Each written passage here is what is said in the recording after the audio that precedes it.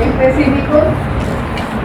Aquí les voy a poner yo en la presentación otras definiciones que tal vez no están contempladas dentro del colectivo, para que ustedes las conozcan, enlazadas con las que yo les dije.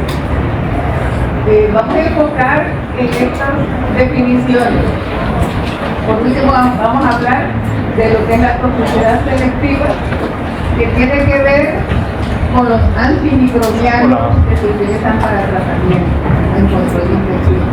Los quimioterapéuticos que no están incluidos, lo que son antibióticos, hemos tenido, bueno, en la antigüedad por síntesis, en el laboratorio, referidos a un cultivo microbiano, un cultivo de hongos, de sumergidos, que nos producían metabolitos, que es el antibiótico. Actualmente pues tienen por síntesis química de las penicilinas y gran cantidad de productos derivados de las penicilinas. Esos son los antibióticos. Pero también están los fitoterapéuticos, que ya no tienen que ver con tratamientos de infecciones en sí, sino que también aquellos medicamentos o componentes químicos que van dirigidos a otro tipo de enfermedades. O sea, por ejemplo, para tratamiento de cáncer y otras enfermedades. Vamos a ver los agentes químicos más utilizados. Ustedes van a ver que la presentación está cargada con algunas cosas como los ácidos y otros componentes, pues para que ustedes conozcan. Y en cualquier microbiología que ustedes consulten van a hallar siempre cosas diferentes. Explicar los principales factores que afectan, por ejemplo, la concentración, el tiempo, la temperatura, el tipo de microorganismos, que pueden influir en la efectividad de un agente químico. Y por último, pues, los principales grupos de antibióticos que yo solo te voy a mencionar, ustedes van a ver en farmacología. En los libros de consulta están los apartados para que ustedes puedan ampliar un poco más. Y vamos a ver pues las recomendaciones del laboratorio. En la práctica ustedes van a hacer el antibiograma, que es lo que usualmente se hace. Para otras técnicas a nivel molecular, yo se las voy a mencionar y he adjuntado una dirección electrónica de un artículo para que ustedes puedan leer en el momento que ustedes deseen que tengan espacio, que tengan tiempo.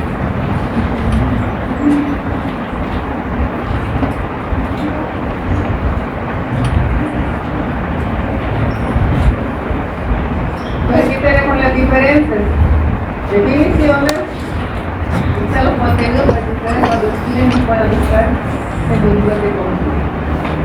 Bueno, no voy a entrar mucho en detalle para que ustedes comprendan y las puedan diferenciar.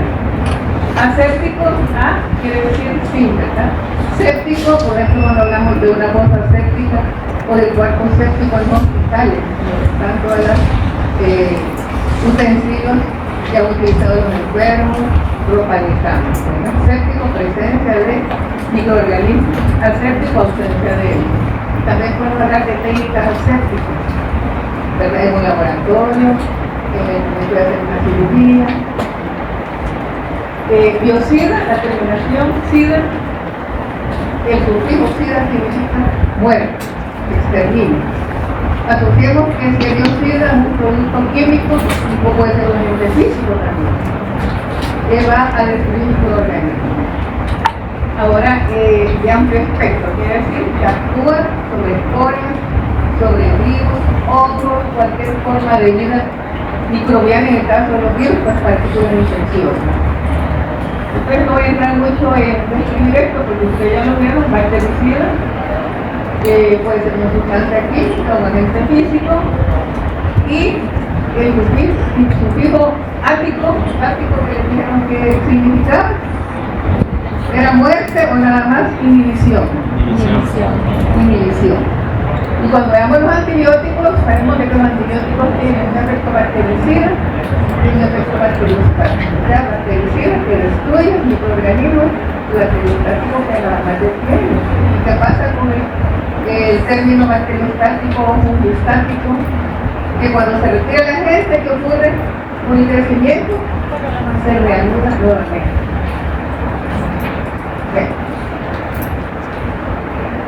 El desinfectante, ¿a dónde lo vamos a aplicar, jóvenes? Puede ser un proceso físico. ¿Cuál es el proceso físico que vieron que tenía acción desinfectante? de microorganismos menos las esporas. Proceso físico, aplicando calor, más la división. Es un método casero poco utilizado casi no se usa en el laboratorio.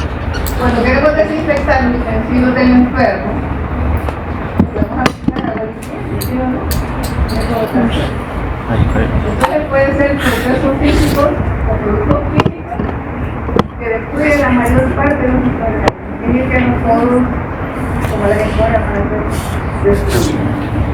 Y la antisepsia, donde la vamos a aplicar las superficies aquí, la mesa, anti es contra, ¿verdad? Sepsis, la presencia de microorganismos. ¿A dónde es que aplicamos una antisepsia? En la mesa, en la piel. O sea que vamos a decir, vamos a desinfectar la herida. Podemos decir, vamos a desinfectar el cuarto del enfermo o la ropa de cama del enfermo. Podemos aplicar una antisepsia a nivel de la piel u otro tejido sobre el piel, para inhibir o eliminar los microorganismos. Recuerden que las sustancias químicas tienen cierta concentración a las cuales son activas y no se puede incrementar porque va a dañar los tejidos. Es más, algunas sustancias químicas que anteriormente se utilizaban para alguna herida, alguna escoriación en la piel, por ejemplo, que se ponían alcohol, ¿sí?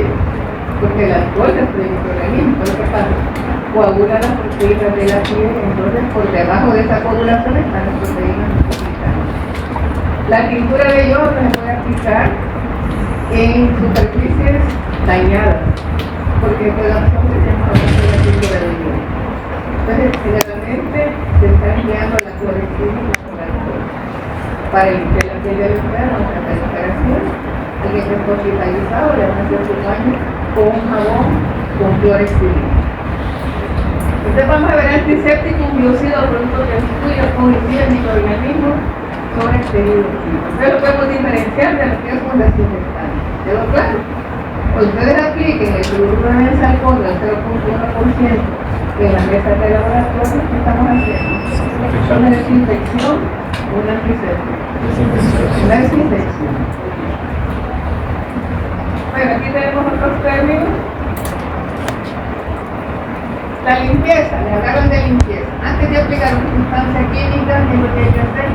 Remover todos los residuos, ya sea de material biológico como frutos, restos de heces, un material contaminado con tierra o con cualquier sustancia. Primero habrá que es una limpieza.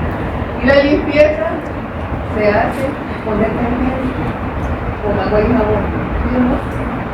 No vamos a aplicar desinfectante en el piso, sino hemos pasado alcohol,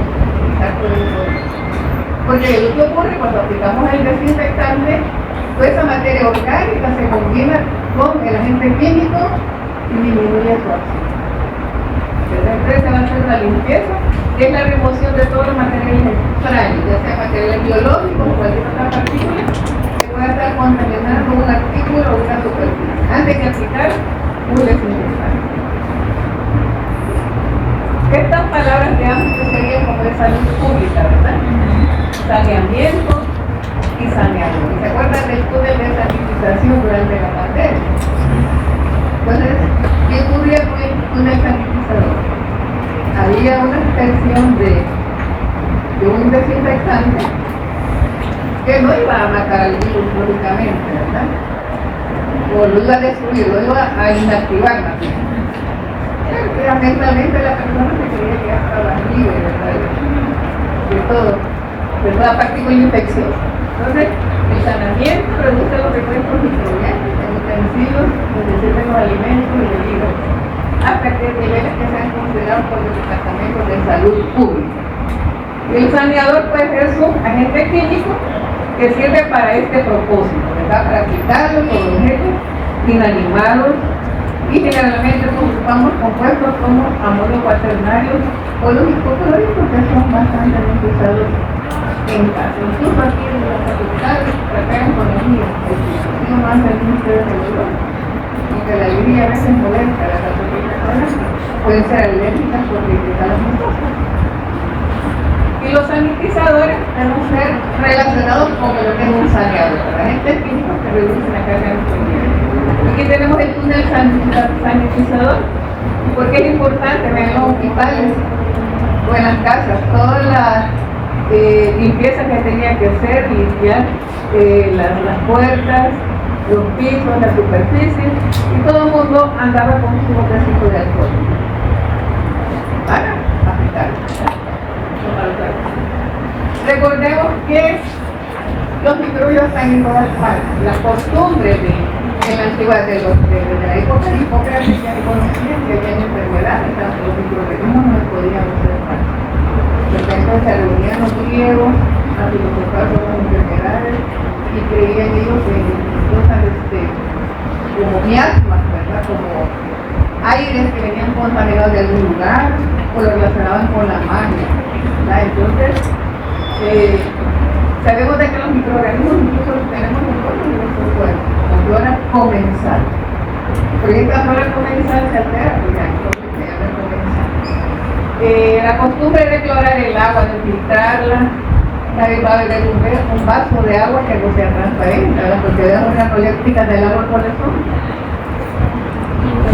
Las propiedades organolépticas. Un vaso con agua que es el que tiene que manifestar en su apariencia.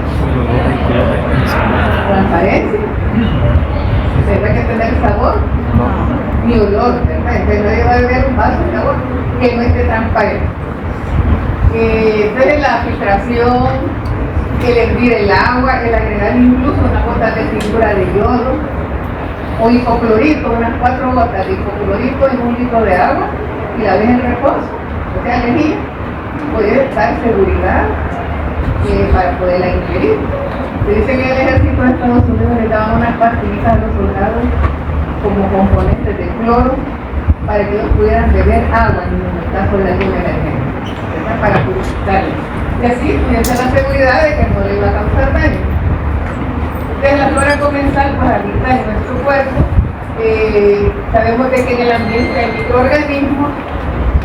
Desde aquí pusiéramos una placa y la intubamos, se podría manifestar el crecimiento de este tipo, dependiendo de la cantidad de personas y el local que es un espacio cerrado. La costumbre de agregarle especias a los alimentos. ¿Cuáles son las especias que utilizamos? Estas son completas. El tomillo, la pimienta, el laurel. No solo para intensificar el sabor, sino que también para preservar los vinagres que tienen alcohol. Entonces, los enlatados, las conservas que tienen para que el producto dure más, no se deteriore. Entonces, aquí hay procesos físicos y químicos que preservan estos alimentos por cierto tiempo.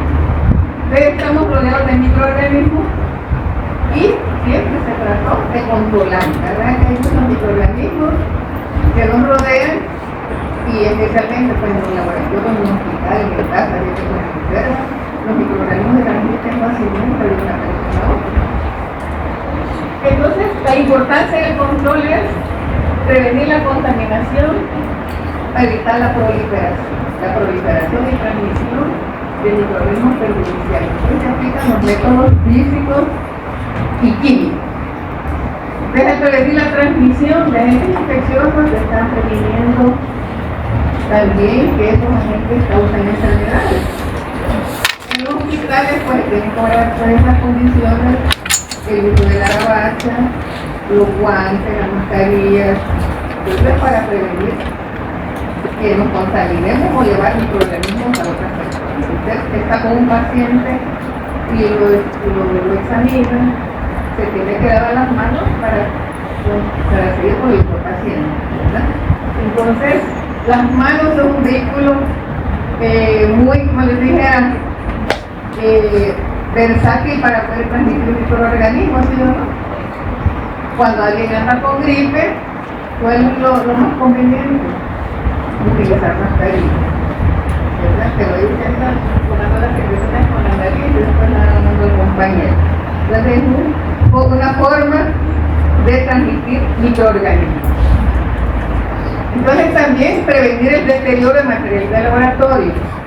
En el laboratorio pues el reactivo en medios de cultivo, en los bancos de sangre, en los hospitales, ¿verdad? Hay espacios en donde no deben de haber, tal vez área estéril, tal vez el quirófano, ¿verdad? Algunos espacios en la sala de neonatos tendría que haber menos contaminación, ¿verdad? Personas que sean portadoras de Staphylococcus aureus a nivel nasal no pueden estar en una sala de neonatos ni en una UCI, ¿verdad? Porque son reservorios de Staphylococcus. Entonces, hay espacios en el hospital en donde no tiene que haber, por lo menos la carga microbiana tiene que estar disminuida. Y algunos, pues, lógicamente, tiene que estar quizás exento de microorganismos. Entonces, para ello se utilizan sustancias químicas. Y de una forma bien fácil de prevenir transmisión de microorganismos es el lavado de manos. Se dice que para el COVID era más efectivo el lavado de manos con agua y jabón realizado de manera correcta que el alcohol gel. Pero era mejor andar un jaboncito, de cualquier situación. En el caso de descontaminar el aire del ambiente, ¿verdad? Hay espacios en donde el aire tiene que estar libre de microorganismos. Ya hablamos de la utilización de lámparas ultravioleta en algunos espacios.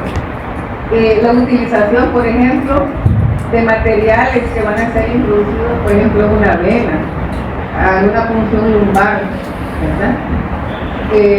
Una inyección, ¿verdad? Aplicar una inyección. El uso de medios de cultivo en el laboratorio, personas que están siendo por tratamientos por diálisis o cualquier otra situación, extracción de sangre, ¿verdad?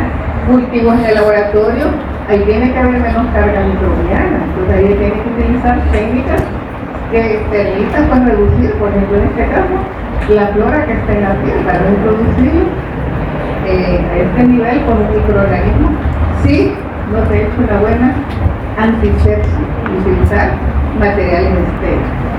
Entonces, una simple introducción de una aguja que no sea estéril a la vez, le podemos llevar un microorganismo, incluso si no se ha hecho una buena antisepsia a nivel de piel, porque la gente es un microorganismo que puede ser introducido en ese sitio anatómico. Entonces, el uso de catéteres, agujas, jeringas, procedimientos médicos utilizados, ¿verdad? Para algunos tratamientos tienen que estar libres de microorganismos. ¿Pregunta hasta ahorita, Jorge? Tenemos una variedad de microorganismos.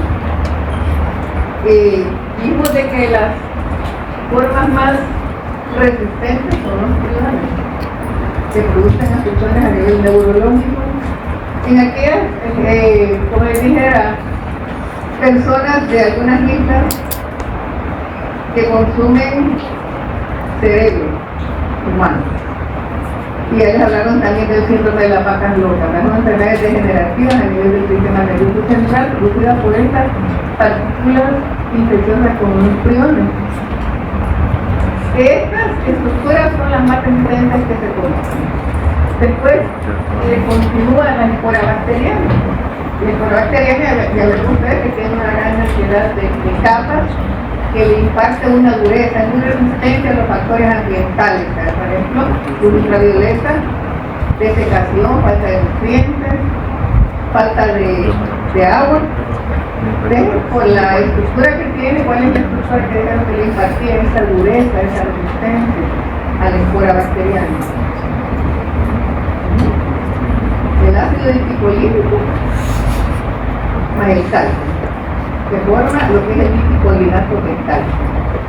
Entonces eso le da esa gran resistencia a la bacteria, a la espora, perdón, capaz de resistir condiciones adversas del ambiente, uso de desinfectantes, extremos de temperatura, y que en algún momento la espora va a encontrar un espacio adecuado para poder germinar.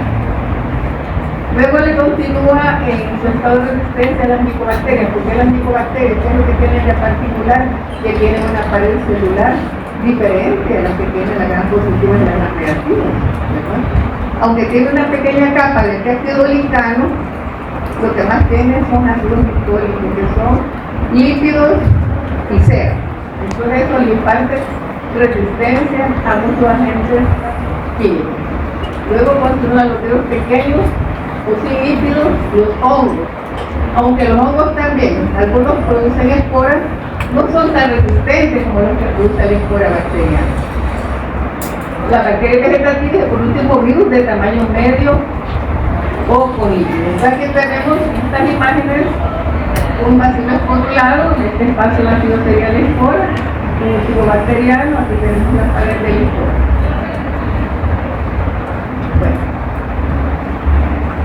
Ahora, con esa variedad de microorganismos que existen, de partículas infecciosas como los priones y los virus, también tiene que haber una cantidad de agentes químicos que pueden ser utilizados. No existe un solo agente químico que se pueda decir con esto, destruye espora, materia vegetativa, virus, hongo y todo. No. Entonces, de acuerdo a esas particularidades que presentan los microorganismos y las partículas infecciosas, también se han diseñado o se han formulado diferentes sustancias químicas con diferentes concentraciones, cada una para un propósito en particular. Entonces, depende también del tipo de bacteria. Aquí está la célula tuberculosa, miren estos filamentos rojos. Y tenemos aquí la espora. Entonces, no cualquier sustancia química va a destruir espora. ¿Qué es la forma más segura y confiable de esterilizar? ¿Cuál sería? Lo vieron en la clase anterior. ¿Sí? ¿Cuál es la forma más segura y más confiable para esterilizar y destruir espora? El calor, la desecación y la congelación. El calor, pero el calor con el proceso físico de calor húmedo. También está el horno, o sea, en el horno a veces no se pueden esterilizar algunos artículos porque se pueden deteriorar. Entonces, también ya vamos a ver cómo se clasifican los artículos para su desinfección o esterilización. Entonces, sabemos de que esta espora se destruye con el calor húmedo con presión de la sociedad. Pero también se puede destruir con el horno, porque alcanza temperaturas arriba de 100 grados, 160 grados por lo menos en el horno, y 120 grados centígrados para el autoclave. De la forma más segura para eliminar esta estructura, la espora, es el calor húmedo con presión, la autoclave. Ahora, hay sustancias químicas que tienen propiedades desinfectantes y propiedades esterilizantes. ¿Cuál es la diferencia entre las dos? ¿Cuál destruye esporas? De las que tienen propiedades esterilizantes. Entonces está bien cerca ese término de lo que es propiedades desinfectantes con esterilizantes. Entonces hablamos de niveles de desinfección. Hay desinfectantes clasificados como de alto nivel, se puede considerar que tienen propiedades esterilizantes, o sea que hablamos de esterilización en frío, sin aplicar calor. Entonces les decía, las bacterias, los microorganismos tienen sus particularidades, por lo tanto las sustancias químicas van a ser diferentes para cada propósito. El tipo de pared, hemos hablado de las paredes de la gran positiva y de la gran negativa, de las micobacterias.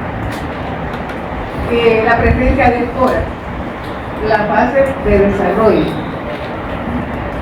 Cuando hablamos de cultivo de microorganismos, hablamos de la curva de crecimiento.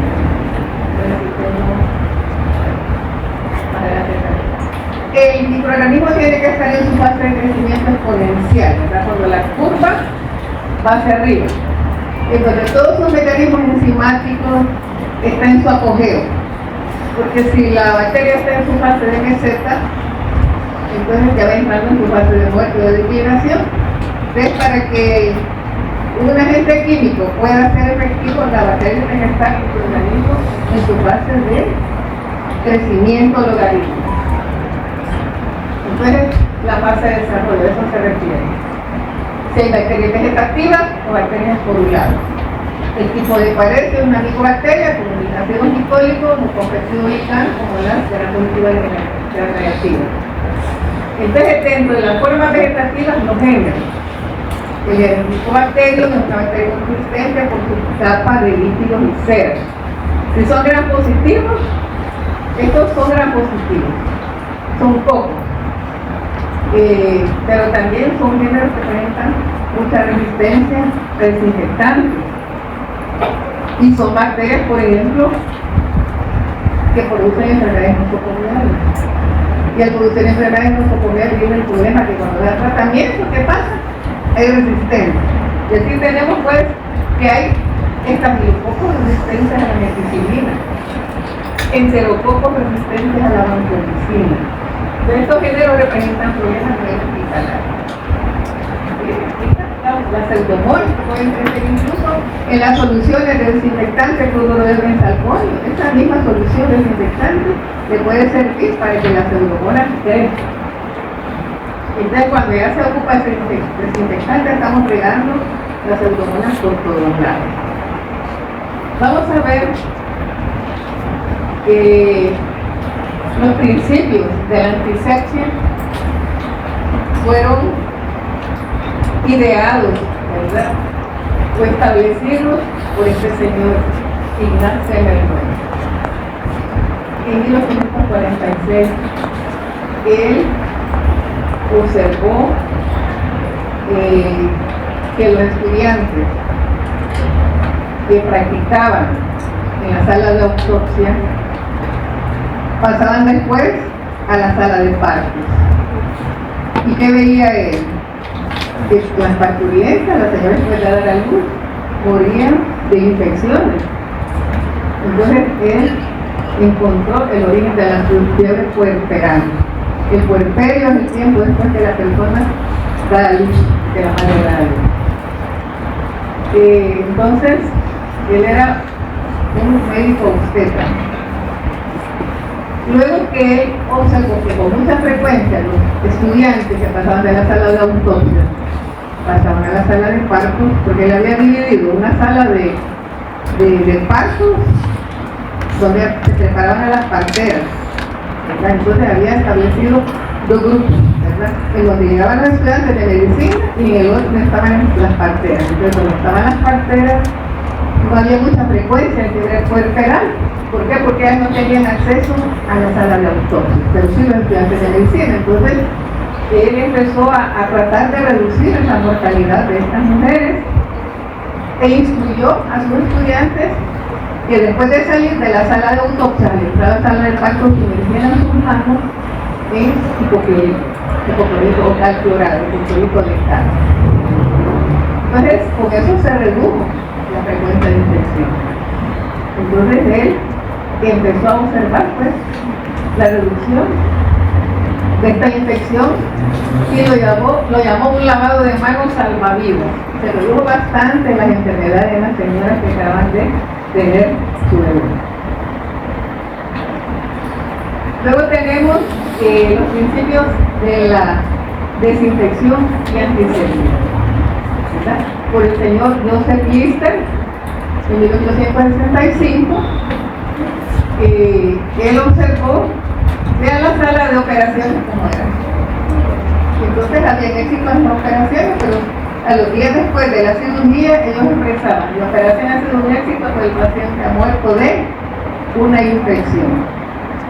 Porque antes tenían todos los insumos que tienen ahora, las salas, los quirófanos, los desinfectantes, el instrumental y todo. Entonces él lo que hizo fue observar que tal vez de una cirugía o de un trauma, de una lesión, la persona moría de gangrena. La gangrena es causada por microorganismos que vienen en el tejido, lo fermentan y entonces ahí lo que toca es amputación. Entonces aquí se crearon pues, los antisépticos desinfectantes para prevenir esta infección. Ya vamos a ver más, ahora, para utilizar estas sustancias químicas en el ambiente hay organismos reguladores, ¿verdad? La Agencia de Protección Ambiental en Estados Unidos y la FDA, la Federación de Drogas y Alimentos. Estos son entes que regulan cualquier sustancia química que se formule, tiene que ser ensayado, de la efectividad de los microorganismos, del impacto ambiental que va a tener, ¿verdad? La toxicidad que puede producir un humano. Entonces, toda sustancia química que sea aprobada, ustedes conocen el alcohol al 70%, la pintura del 1 al 3%, los los alcoholes y otras sustancias químicas que se utilizan han sido ensayadas con anticipación y se ha encontrado la concentración más adecuada. Se han hecho pruebas de laboratorio, por ejemplo, se ha hecho la prueba del coeficiente fenólico y el fenol pues fue, digamos, una sustancia química que servía de patrón para comparar la efectividad del herbicida de las sustancias químicas nuevas lanzadas al comercio. Entonces, se utilizaban bacterias como esta. Una gran negativa, la salmonella typhi, y un estafilococcus aureus como gran positivo, que son bacterias que no son muy buenos, ¿verdad? Entonces, sobre estas bacterias se hacían los ensayos. Entonces, se hacían ensayos de dilución, se ponía sustancia química en cantidades decrecientes, ¿verdad? Que está más concentrada la sustancia química, y se colocaban los microorganismos diluidos, por separado, ¿verdad? No se mezclaban. También se pueden hacer impregnando discos de papel en las diferentes sustancias químicas. Entonces, el fenol se ocupó como un patrón de comparación. Y así se obtiene el índice o el coeficiente de fenol, que es la concentración de fenol que sirve de referencia con el nuevo agente desinfectante. Vean que la aparición de resistencia a los antibióticos, que la vamos a ver más adelante, deriva de la utilización de desinfectantes a nivel ambiental. Fíjense que desde que antes que los antibióticos se descubrieran, ya las bacterias tenían sus propios mecanismos de resistencia y lo van cambiando cada vez de tal manera de que hay mucha resistencia a los antibióticos y ya la industria química, la industria farmacéutica representa un problema de que no hay que antibiótico lanzar al mercado, sobre todo por el uso inadecuado que se hace de ellos. Pero todo eso viene del uso de desinfectantes. Tiene que ver también con la presencia de antimicrobianos. Entonces, vean que aparecieron resistencias también por parte de estas bacterias, como una leguminosa y desarrolla más en el caso de los antisépticos, como se utilizan a nivel de piel, no tiene que ver penetración en la piel, ¿verdad? Se utilizan en cantidades y concentraciones reducidas, pues si se utilizan a concentraciones elevadas puede producir irritación, problemas en la cicatrización, retardan la cicatrización de heridas. Y hay que ver el tipo de paciente en lo que se va a utilizar. Ya vamos a hablar de la cintura de Jones, qué tipo de paciente no debería aplicar. Y puede haber algún impacto a nivel del ambiente. Entonces, se ha observado por resistencia, les decía, de las pseudomonas, incluso un hongo del género Tripophyton puede crecer en las soluciones de cloruro de benzoato, que nos ocupan mucho para el proceso de desinfección. Pues vamos a ver de los niveles de desinfección. Pues este señor, en 1968, el señor Edwin Spalding, que diseñó estos niveles de desinfección de acuerdo a la actividad. Por ejemplo, tenemos desinfectantes de nivel alto, de nivel intermedio y de nivel bajo, dependiendo de la actividad. Por ejemplo, los desinfectantes, cuando hablamos de desinfección de alto nivel, es porque van a destruir esporas, ¿verdad? Y aquí hablamos pues de sustancias químicas como el óxido de etileno, que es un gas que se emplea para este propósito, el formaldehído, el butalaldehído, el peróxido de hidrógeno y habrán otros más, ¿verdad? El ácido peracético. El de los niveles de intermedio quiere decir que van a destruir muchos microorganismos, bacterias vegetativas, pero habrán otros que son resistentes. Por ejemplo, los desinfectantes de alto nivel no pueden, por ejemplo, aquí tenemos los derivados de yodo, del cloro, los fenoles, no destruyen esporas, ¿verdad? La pintura de yodo puede destruir quistes de amibas, bacterias vegetativas y otros, pero las esporas quedan viables, son de nivel intermedio. Y los de nivel bajo destruye la mayor parte de las bacterias vegetativas. Entonces, también pues va a destruir bacterias, virus con cubierta lipídica o de tamaño medio, ¿verdad? Aquí generalmente tienen los compuestos de amonio cuaternario y aunque los compuestos mercuriales pues aquí están clasificados casi como segundo. Entonces, estos niveles de desinfección pues tienen que ver con cierto grupo de agentes químicos que se utilizan para controlar algún tipo de agente infeccioso. Recordemos que los materiales están contaminados, no sabemos la carga microbiana, ni sabemos qué tipo de microorganismos hay, si tienen esporas. Entonces, cuando hablamos de procesos de desinfección y de esterilización, hablamos de probabilidades. Yo decía, el único medio efectivo es el autoclave para poder esterilizar. Sobre todo si tiene un control de funcionamiento del equipo que nos garantice que ese material que salió del autoclave está estéril. Entonces hablamos de probabilidad. ¿Qué tanto esta sustancia química me va a destruir la materia que tengo yo, por ejemplo, en esta ropa de cama? Hablamos de probabilidad. Por lo tanto, el tiempo, la concentración del agente químico, la temperatura y todo juega papel importante. Entre más tiempo de contacto hay más seguridad de que toda la cantidad de microorganismos que están al inicio va disminuyendo con función del tiempo.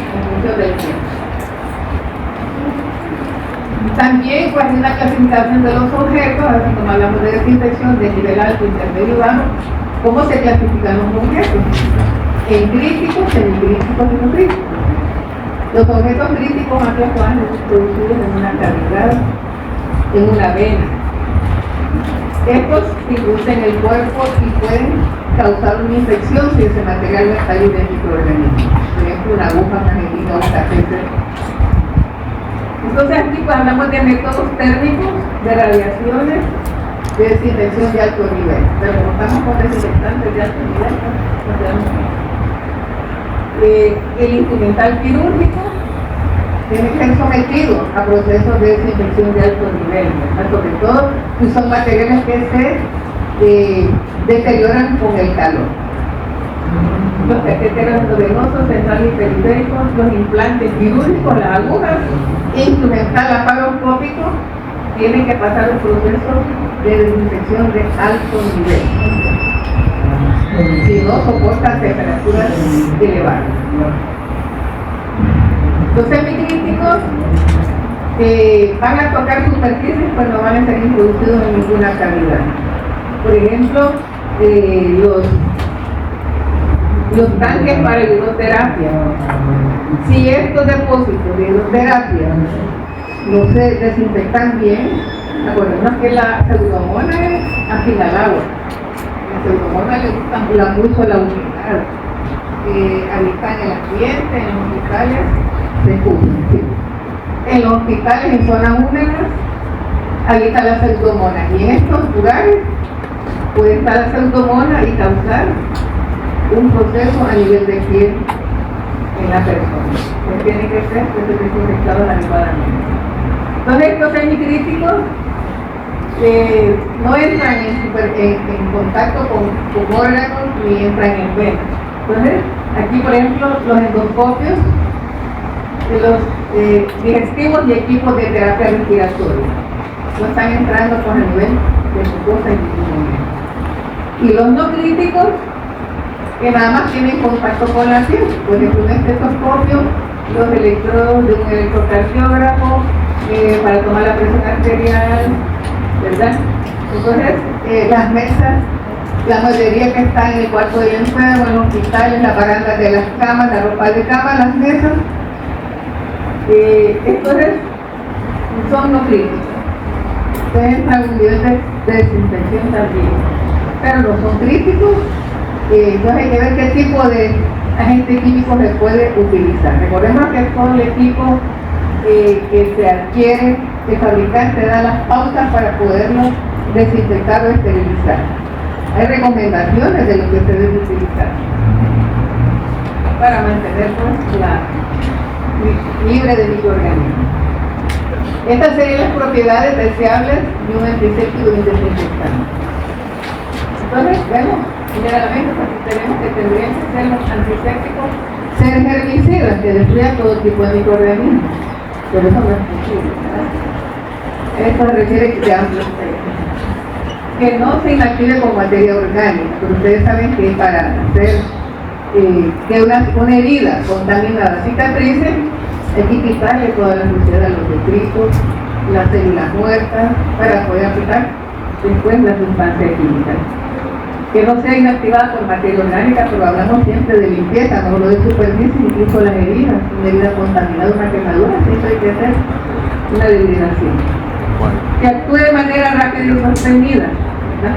Que no manche superficie, por ejemplo la tintura de yodo, o se ocupa la yodo pomidona, ¿verdad? El jamoncito yodado, porque la tintura de yodo mancha la piel y puede irritar también la piel, ¿verdad? Que no sea inflamable y que las concentraciones sean terapéuticas, la concentración adecuada, que es baja, porque la vamos a aplicar a piel o mucosas, que no pues vaya a causar pues algún tipo de efecto secundario.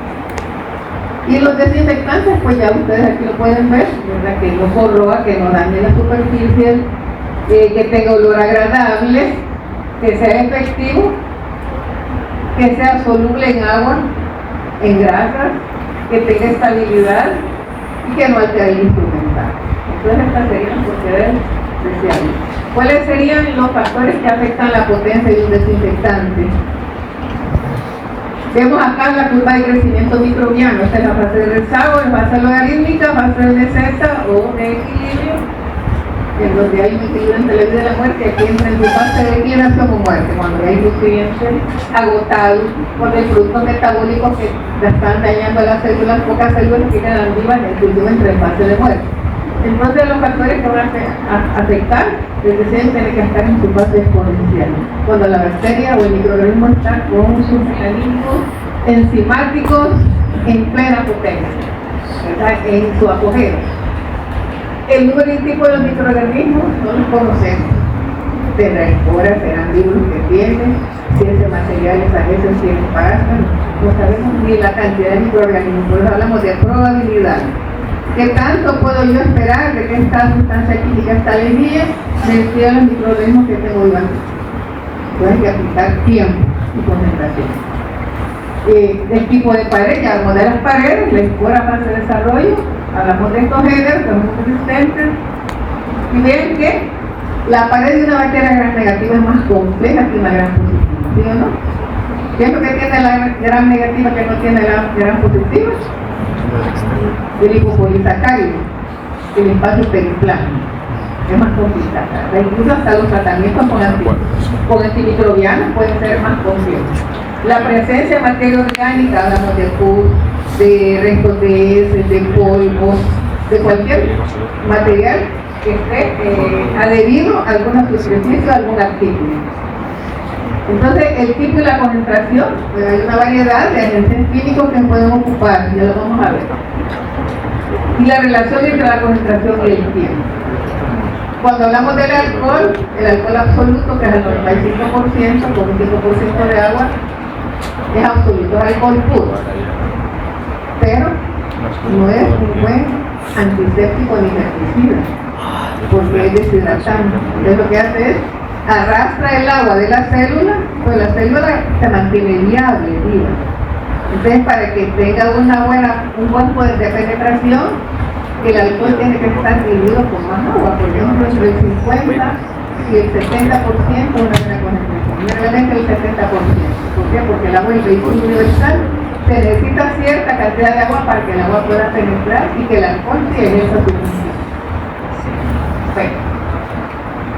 Tenemos acá la velocidad de muerte de los microorganismos. Cuando hablamos de una curva de población, igual a la curva de población, ¿verdad?, de los humanos, sería así. Cuando la población va aumentando en función del tiempo. ¿Sí? Pero en este caso es una pendiente negativa. Entonces tenemos, en las ordenadas, tenemos el logaritmo del número de sobrevivientes, bacterias que quedan vivas. Y en las abscisas tenemos el tiempo de tratamiento. Vean el tiempo en función del número de microorganismos viables o vivos. Por ejemplo, este es el ejemplo de cinética de la termodestrucción. Esto es aplicado tanto para procesos físicos como procesos químicos. Ya el licenciado nos presentó una serie de agentes químicos con una pendiente negativa de acuerdo al tipo de agente químico y el tiempo, porque no todas sus sustancias químicas actúan por igual. Entonces aquí tenemos el tiempo de exposición, es bien importante, porque a mayor tiempo de exposición, vean ustedes, la pendiente negativa quiere decir que la población de microbios se va reduciendo. Por decir algo, si aquí teníamos 6 millones de microbios, ¿verdad? A los 5 minutos ya tenemos menos, ¿verdad? A los 10 minutos ya tenemos 5, de tal manera que a los 20 minutos ya tenemos los 4. Va a ir decreciendo la cantidad de microorganismos. ¿Verdad? Esto es una gráfica pues, para que ustedes vean la pendiente negativa que va para abajo. Se va reduciendo la cantidad de microorganismos. A mayor tiempo, mayor muerte de microbios. ¿Verdad? Entonces, como agente químico lo tenemos que dejar en contacto con el que vamos a rociar ahorita la lejía, ya la vamos a aplicar, ¿no? Hay que dejarla que tenga un tiempo de acción, porque no sabemos la cantidad de microbios que hay presentes.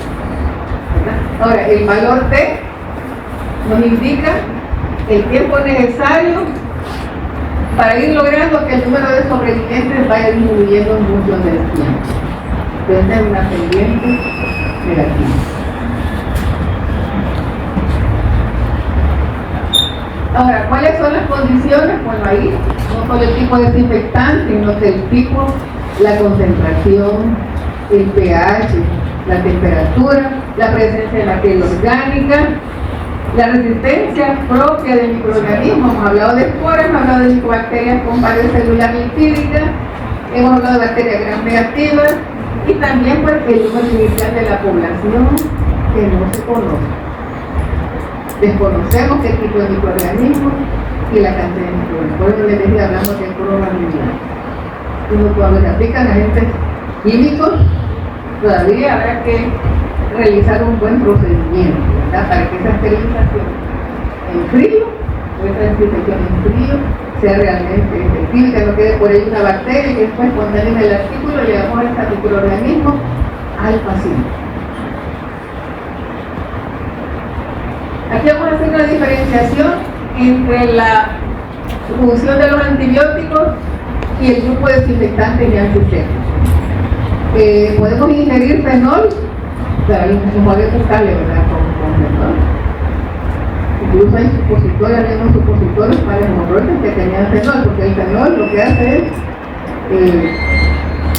si cae fenol en la mano, además de la quemadura, se sienten pues dormidos en esa zona, porque afecta las terminaciones nerviosas. Entonces la propiedad del fenol se ocupó para algunos supositorios, en el caso de hemorroides, para aliviar y dolor. Entonces, en el caso del alcohol, que la gente se quiere poner el alcohol, se referimos al alcohol, no el alcohol desnaturalizado, eso es otra cosa. Entonces, el alcohol para fricciones, la tintura de yodo, el fenol, pues, se aplican a la piel o a la superficie, ¿verdad? Entonces, estos no se pueden ingerir. Pero en cambio, los antibióticos sí, la amoxicilina, la eritromicina, todos los antibióticos que ustedes conocen, sí, se pueden administrar por diferentes vías. Entonces, se aplican en piel mucosa y medio interno, ¿sí o no? Hay antibióticos tópicos, orales, por vía endovenosa y otros, a nivel conjuntival también se pueden aplicar antibióticos. En el caso de los desinfectantes, no se aplican no son para ingerirlos, ¿verdad? Se aplican a superficie o a piel y mucosa, nada más. Estos desinfectantes antisépticos actúan en células procariotas y eucariotas, procariotas bacterias, eucariotas microorganismos de otro tipo. Ahora, los antibióticos lo ideal es que tengan toxicidad selectiva. ¿Qué quiere decir? Que cuando se administra un antibiótico y en su acción vaya dirigida a ir a actuar directamente sobre sitios específicos donde va a actuar en el microorganismo, pero que no dan las células del hospedaje, del eucariota. Pero siempre hay efectos secundarios, ¿verdad? Como hay tratamientos con antibióticos. Ahora, los antibióticos se pueden utilizar pues por esta propiedad de toxicidad selectiva. Van a disminuir la multiplicación activa de los microorganismos con sus efectos, digamos, bactericidas que destruyen, o bacteriostáticos que nada más positivos. Se tendría que utilizar a menor concentración, que ya están probadas, porque la concentración elevada puede causar toxicidad. Y van a actuar específicamente sobre alguna estructura de la bacteria, sea material genético, la pared celular, sobre los ribosomas para evitar la síntesis de proteínas y otros.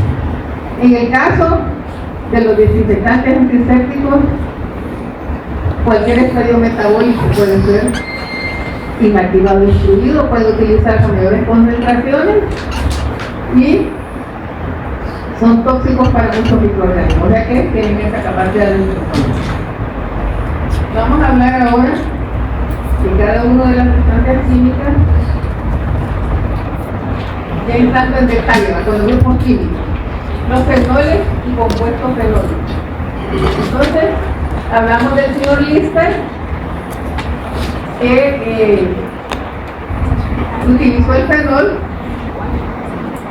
para reducir toda esa contaminación que había en las salas de operación, ¿verdad? Entonces aquí él pues diseñó estas sustancias químicas y vienen ahí los términos, se acuñó el término de antiséptico,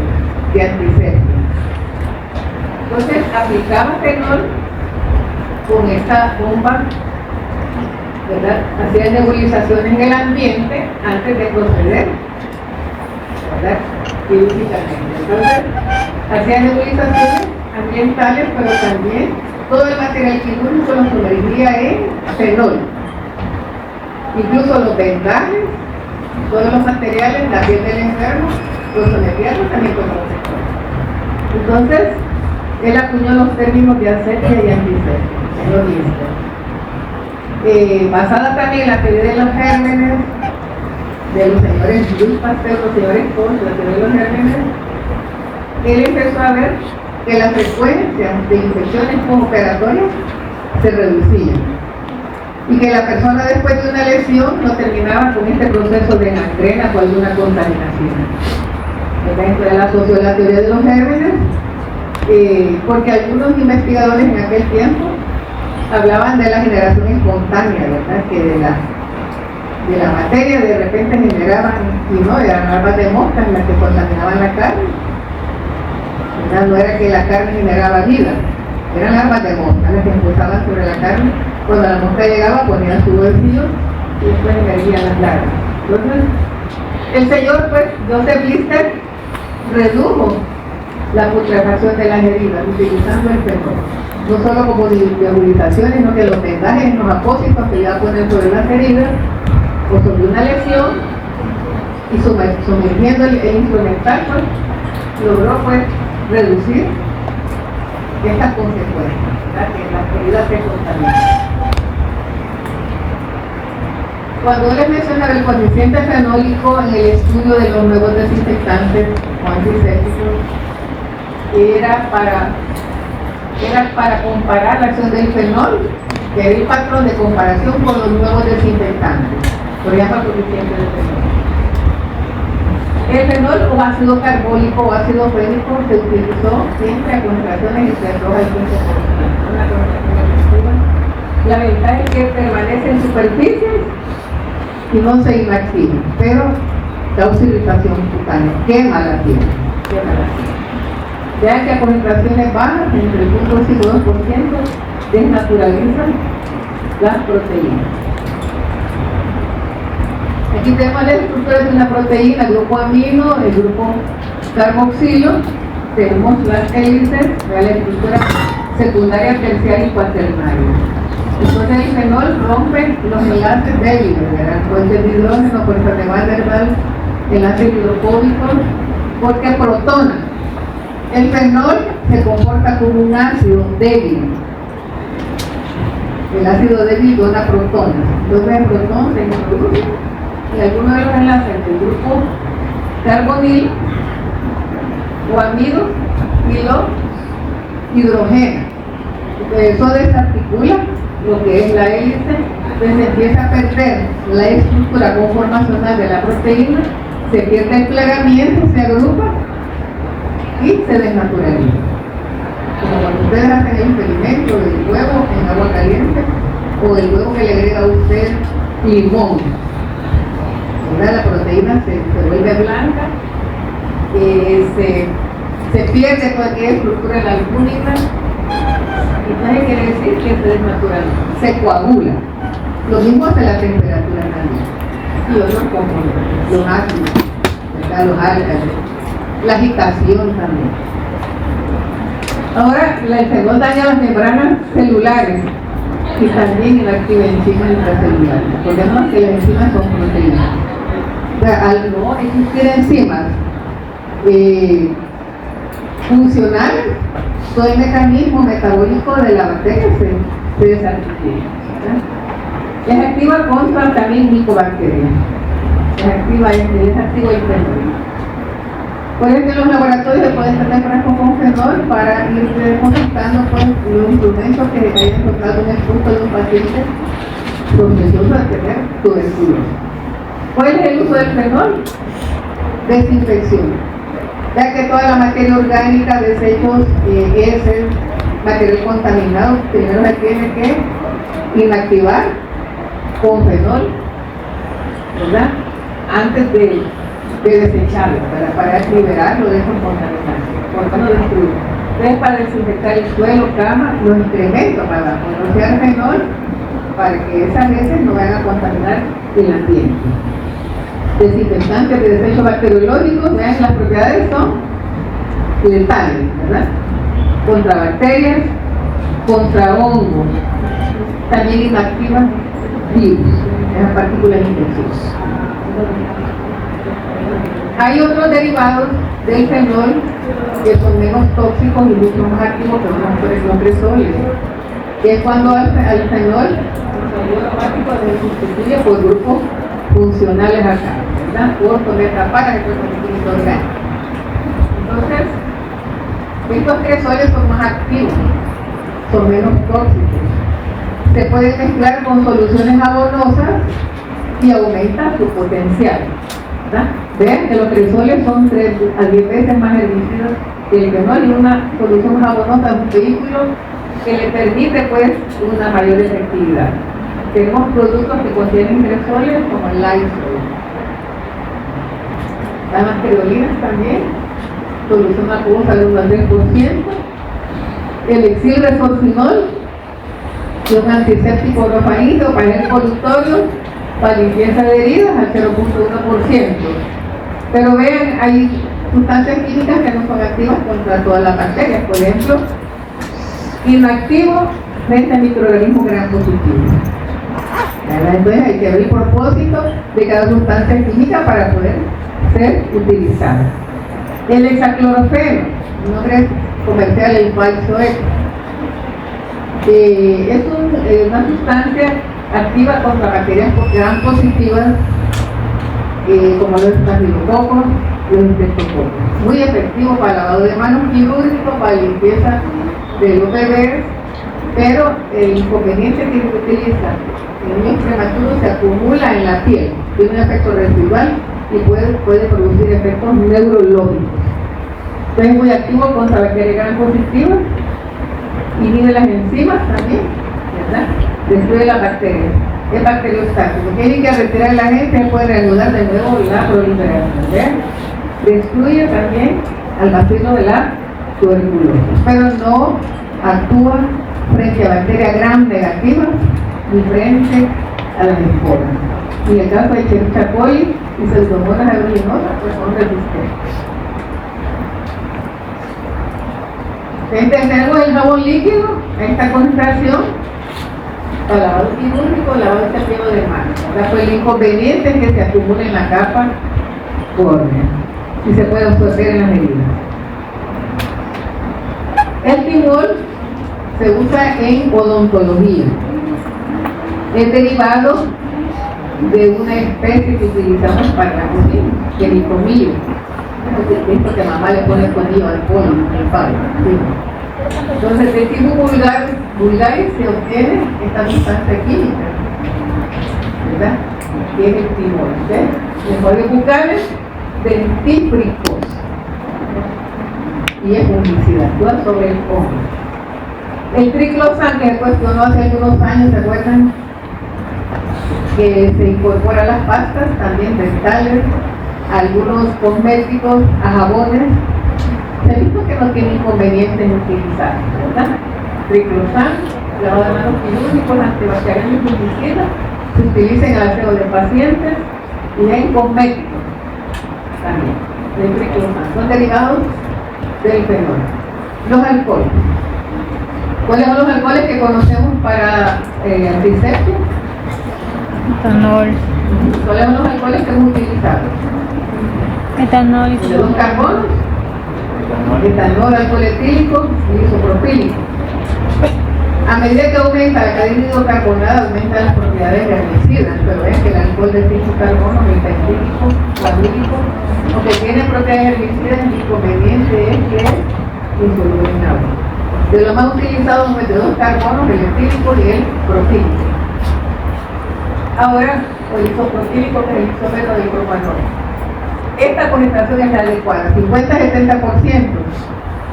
No es el alcohol absoluto a 95, el más efectivo. No está más concentrado, tiene más poder, no.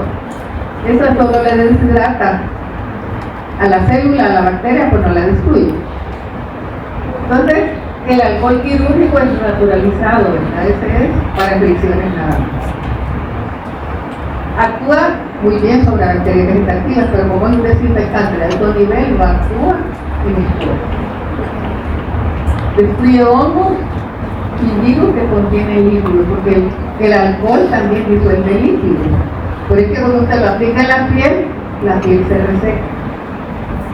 La ventaja del alcohol de 3 carbonos es que se evapora rápidamente. No queda sería ventaja, no se ventaja, no destruye el cuerpo. Poca actividad frente a micobacterias, ¿verdad? O sea que contra las bacterias no es efectivo. Y aquí tenemos una bacteria gran positiva. Cuando se va a aplicar una inyección, ¿usted qué es lo que hace? Limpia la zona con alcohol, ¿verdad? De manera circular para arrastrar las bacterias que están en el centro y dejarlas en la periferia. ¿Qué ocurre con este friccionamiento de calor sobre la piel? Reduce la flora cutánea en unos 2 minutos, ¿verdad? Etanol al 70%. Posteriormente, pues, la bacteria se va otra vez a reproducir en la zona porque es parte de la flora común. Entonces es un antiséptico aplicado en esa forma. Pero también puede ser un desinfectante si lo aplicamos, lo sumergimos los termómetros en alcohol. Este es un proceso desinfectante. Pero el antiséptico lo aplicamos a nivel de piel. Se puede potencializar la acción del alcohol si cuando se mezcla con tintura de yodo a 3%. Esto es muy efectivo. ¿Cuál es el mecanismo de acción? Desnaturaliza y precipita las proteínas. ¿Ves qué es lo que hace? Desorganiza la estructura secundaria terciaria de las proteínas. Puede ser una enzima también. Aquí tenemos, disuelve los lípidos de la membrana citoplásica. Ya vean cómo se desconfigura. Aquí tenemos una paralina, una tirosina.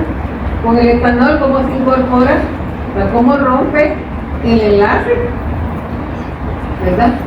Rompe el puente de hidrógeno, más bien, ¿verdad? Y desconfigura completamente la proteína.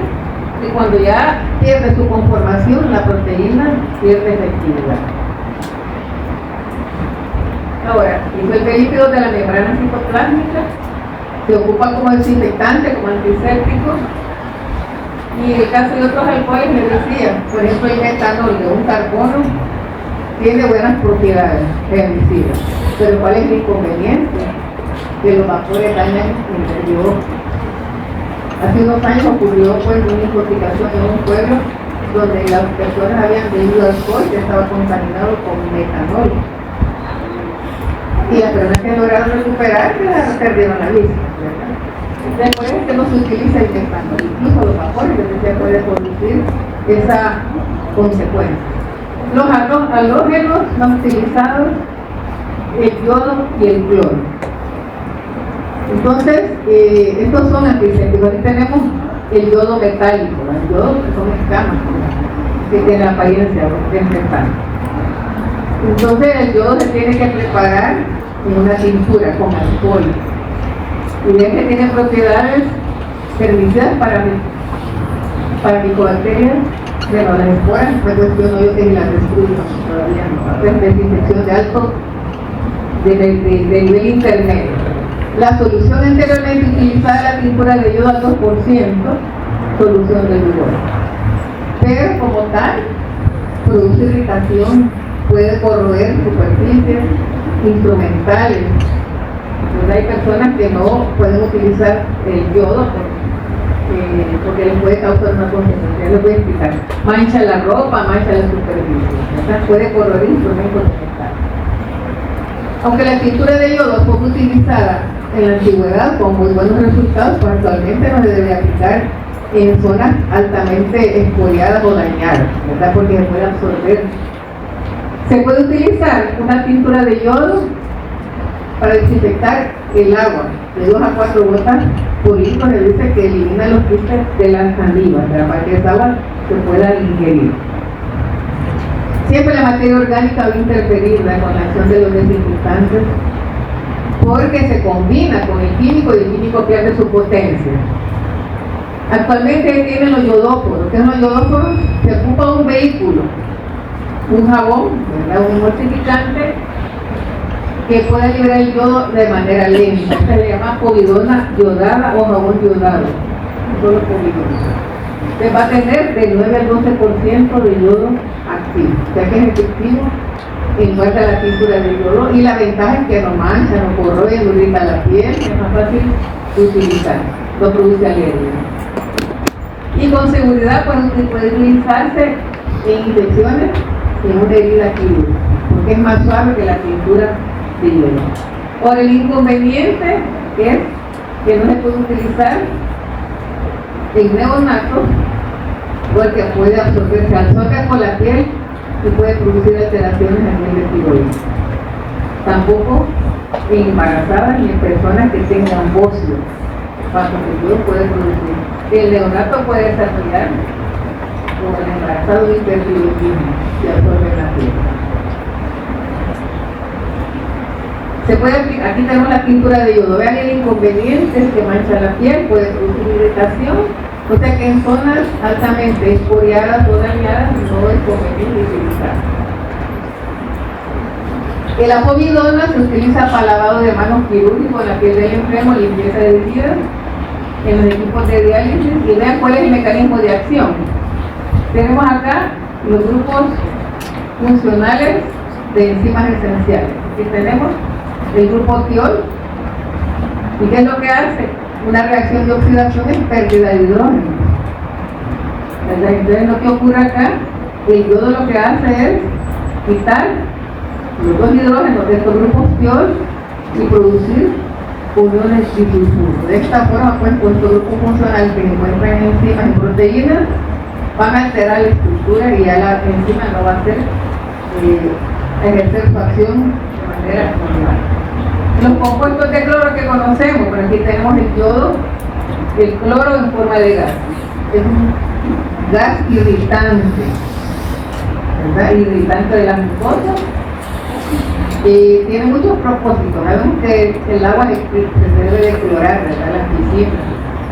Pero también tenemos los hipocloritos de sodio, que son las bebidas que se utilizan en casa, o los hipocloritos de calcio, que es polvo, que se utiliza, por ejemplo, en la industria de alimentos, en la industria de las leches, y de alimentos. Se utilizan para limpiar todo el equipo, todos los insumos, los instrumentos a ese nivel. En el agua existen 3 formas de cloro: el cloro molecular, el ácido clorhídrico y los hipoclorhídricos. Entonces tenemos, por ejemplo, cuando el cloro se mezcla con agua, con gas cloro, se va a generar ácido clorhídrico el ácido hipocloroso. El gas no se queda como tal así, porque se degrada con el agua. Luego, el ácido hipocloroso nos va a generar ácido clorhídrico y oxígeno naciente. Este es el oxígeno naciente, el que produce el efecto oxidante. Este es el que particularmente ejerce la acción, ¿verdad? El oxígeno naciente. Ahora, ¿qué propiedades tiene el cloro? La actividad bactericida rápida. Los hipocloritos son muy efectivos, ¿verdad? Para desinfectar. Y si el pH es alcalino, es más efectivo. Pero también se van a inactivar con materia orgánica, restos de polvo, de detritos celulares y otros componentes. Tenemos las acciones contra bacterias, contra hongos y contra virus. Hay que tener mucho cuidado del manejo porque es irritante, ¿verdad? Y están las mucosas ocular y nasal. Esto lo ocupamos en casa, las lejías. Hipoclorito sódico entre 1 a 5%. Y vean, ¿para qué se puede utilizar también en el hospital? Para endoscopios contaminados, para instrumentos médicos, ¿verdad? Los pisos, infección de pisos, pero es irritante por esos factores tóxicos que generan.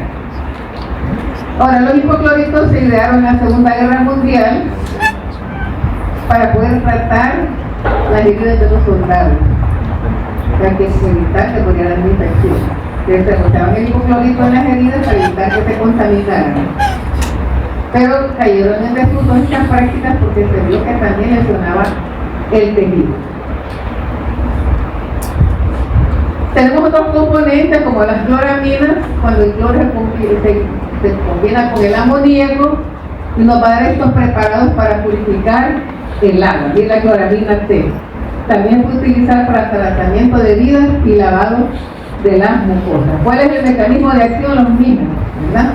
Oxidación del grupo ciol y amino. La oxidación es la pérdida de protones, provocando una unión disulfuro, lo que hace a la enzima inactiva.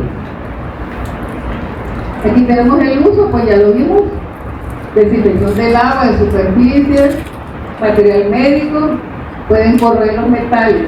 Entonces, la sangre, el pus, las proteínas, detritos, suciedad pueden inactivar, o sea, bajar su efectividad. Tenemos otros agentes oxidantes, el ozono, ¿verdad? Se habla mucho de esterilización con ozono, ácido peracético, peróxido de hidrógeno. Todo el mecanismo de acción de estos agentes oxidantes es provocar uniones disulfuros, inactivando a las enzimas. Este oxidante, que ustedes lo conocen, que es el peróxido de hidrógeno, que anteriormente se utilizaba como antiséptico a concentración de 3%, ¿verdad? Tiene propiedades herbicidas. Entre el 10 al 25%, o sea, más concentrado, puede destruir esporas. Entonces hay un proceso de vaporización del peróxido de hidrógeno que lo descompone, y este es un proceso llamado vaporización con plasma. Ya lo vamos a ver. Entonces los radicales OH son los herbicidas. ¿Para qué se utiliza el peróxido de hidrógeno? Cuando los materiales no se pueden someter a procesos de calentamiento o a otros procesos, por ejemplo, la esterilización de leche de contacto o desinfección, la prótesis quirúrgica, implantes de plástico que no se pueden someter a procesos de calentamiento porque se deforman. Lo que les decía, la esterilización con plasma de gas. El peróxido de hidrógeno se calienta a temperaturas menores de 50 grados para que se vaporice dentro de la cámara.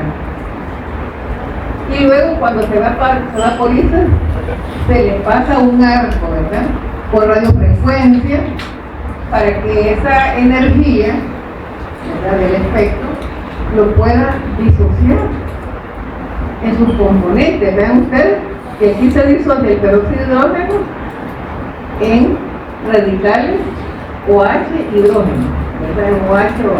Entonces se disocia. Este H2O2 se disocia con ese arco, con esa energía de radiofrecuencia que está dentro del espectro del electromagnético, para disociar en grupos OH. Y aquí lo que se ha generado, el vapor, se disocia y luego se forma agua. De tal manera que cuando el material se somete a esta vaporización con peróxido de hidrógeno, no es necesario agregar el material que sale de este procedimiento, como cuando veamos el óxido de etileno, que no es el material que sale de la cámara donde se ha procesado con óxido de etileno, hay que dejarlo por lo menos 24 horas para eliminar todos esos residuos.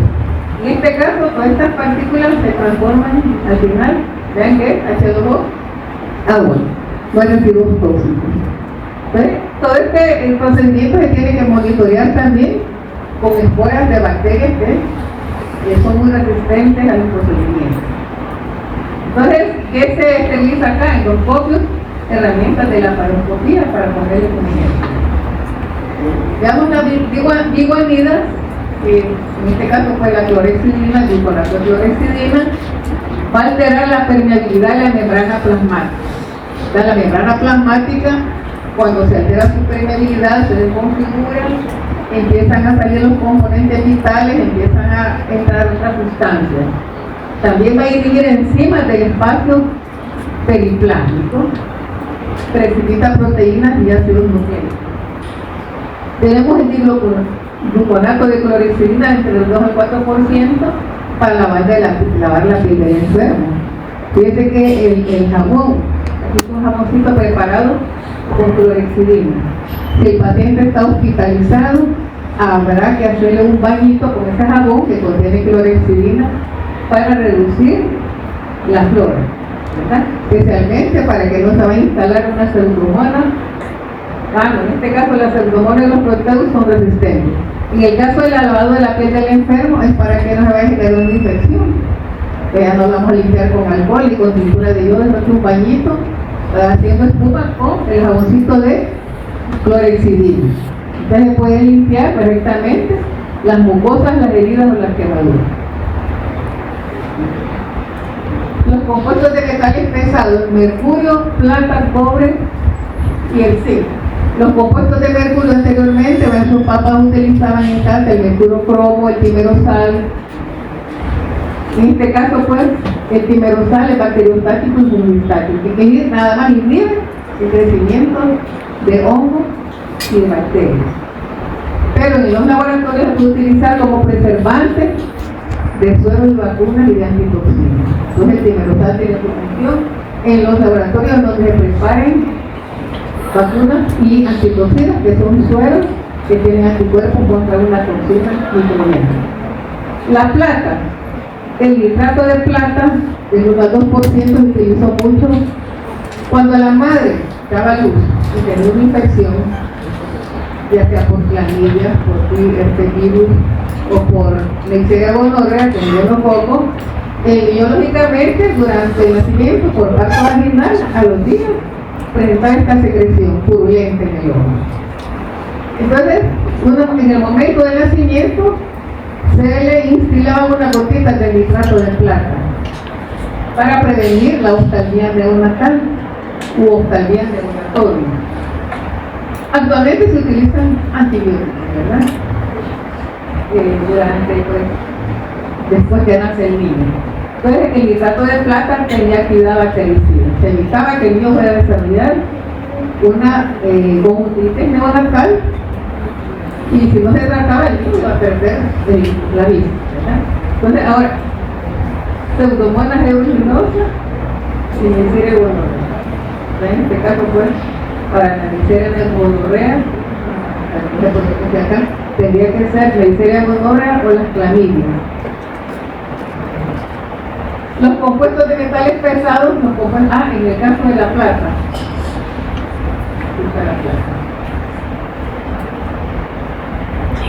Se le repitió. Entonces les decía, la plata se utiliza en preparado. ¿Qué es esto? Una quemadura. ¿Y qué ven acá? ¿Qué ven en esta zona verde? Un crecimiento verde. Estas son las pseudomonas.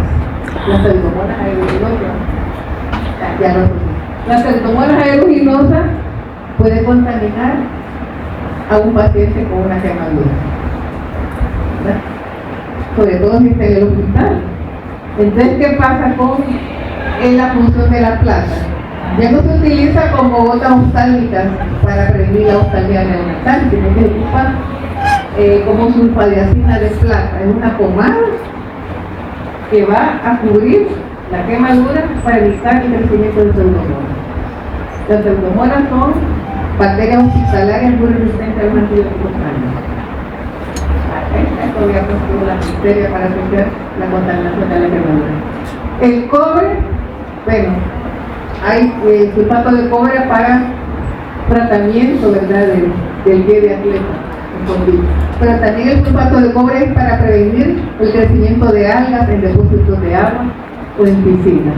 También es fungicida para las plantas, vean acá, en esta concentración del 0.051% para el pie de atleta. Aquí tenemos interdigital por este crecimiento, esta lesión por un dermatocismo. Y del 5 no tengo fungicida. ¿Cuál es la combinación de los metales pesados, mercurio, plata, cobre? Es que desplaza, ¿verdad? El metal pesado desplaza del grupo tiol el hidrógeno y nos va a formar este otro compuesto que inactiva a la enzima. Para sustituir ese metal pesado en el grupo tiol al hidrógeno. Este es el mecanismo, se combina con proteínas celulares. Entre los ácidos tenemos, por ejemplo, el ácido acético, el ácido peracético. Este es para artículos críticos, ¿verdad? Digamos una desinfección de alto nivel. Entonces el ácido acético puede utilizar en irrigaciones, incluso vaginales, ¿verdad? Para mantener un pH adecuado. Pues habría que verificar la concentración que no sea muy fuerte. El ácido peracético para artículos críticos, o sea que se somete a un proceso de esterilización en frío que van introducidos en cavidades, ¿se acuerdan? Que este artículo puede llevar una bacteria o un microbio en un vaso, en una vena. Entonces es activo el ácido peracético sobre micobacterias, esporas y enterovirus. ¿Vean? Activo sobre esporas, desinfección de alto nivel. Y se puede hacer nebulización en superficies y por medio. Entre los ácidos tenemos el ácido láctico, que es un antiséptico suave, el ácido benzoico, hemos hablado del ácido bórico también, antibacteriano comunitario. Veamos ahora los agentes surfactantes catiónicos. ¿De dónde se deriva la palabra surfactante? Es un anglicismo que significa componentes activos de superficie. Surfactante. ¿Y cuál es la superficie sobre la cual van a actuar? Aquí tenemos la membrana citoplasmática. Estos detergentes, deterger quiere decir limpiar.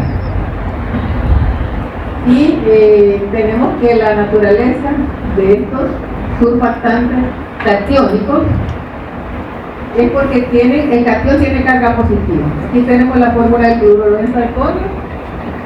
Tiene un grupo positivo, un catión y un anión. Entonces la molécula anfipática o anfifílica se caracteriza por tener un grupo cargado positivamente y un grupo cargado negativamente. Una parte hidrofóbica, que es hidrofóbica que repele el agua, y una parte hidrofílica, filos amigos, que es afín con el agua. ¿Por qué tiene que ver esta estructura con el cloruro de zirconio, que tiene una parte con carga positiva y otra negativa? Porque si se va a aplicar al control microbiano en donde hay bacterias, tenemos que esta es el mosaico fluido, la capa lipídica. ¿Se acuerdan? Que la porción hidrofóbica está aquí, cola con cola, y la porción hidrofílica está en contacto con el agua. Entonces eso tiene cierto movimiento, por ejemplo aquí se realizan los mecanismos metabólicos de la bacteria. Entran y salen componentes, se secretan productos de desecho, ¿verdad? Entonces tiene que estar activa. Entonces, como estos son hidrofóbicos, tienen que estar en el centro, y los hidrofílicos están en contacto con el agua. Ahora, ¿qué pasa con un detergente un agente surfactante catiónico, un agente activo de superficie con esa carga? Porque hay detergentes catiónicos, aniónicos, no iónicos. En este caso, los catiónicos son los que ocupan más acá, en los procesos de desinfección Entonces, ¿qué pasa? Aquí tengo la cola con cola, la parte hidrofóbica y la parte hidrofílica.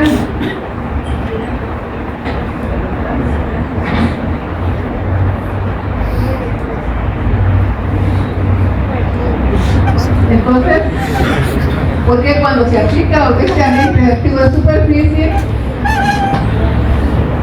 el cation, ¿verdad?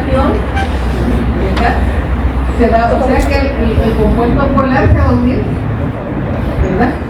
Esta parte, el cation, esto tiene carga negativa, los fosfolípidos de la membrana tienen carga negativa, ¿sí o no?